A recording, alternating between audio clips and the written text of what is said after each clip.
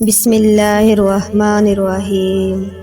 زندگی آزمائشوں کا سمندر ہے، کسی سے لے کر آزمایا جاتا ہے تو کسی کو بے تحاشا دے کر آزمایا جاتا ہے۔ بس کہیں صبر کی اور کہیں شکر کی آزمائش ہے۔ اگر اللہ نے وہ لے لیا جسے کھونے کا تم تصور بھی نہیں کر سکتے تو یقیناً وہ کچھ ایسا بھی دے گا جسے پانے کا تم نے سوچا بھی نہیں ہوگا۔ ٹھوکر بھی انہی کو لگتی ہے جن کو رب نے تھامنا ہوتا ہے۔ مانگتے وقت الفاظ سے زیادہ کیفیت پر توجہ دو، کیونکہ تم جس رب کو پکار رہے ہو وہ تو بے زبانوں کی بھی سنتا ہے۔ بے شک تم کیوں ہار مان رہے ہو؟ تمہارے پاس اللہ ہے جس کے قبضے میں ساری کائنات ہے، جو بادشاہوں کا بادشاہ ہے۔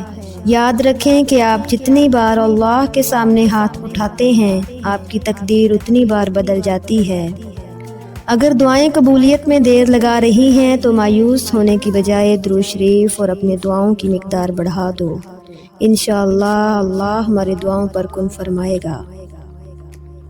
اس بات کو کبھی بھی مت بولیے کہ اللہ آزمائش صرف برے لوگوں پہ ڈالتا ہے۔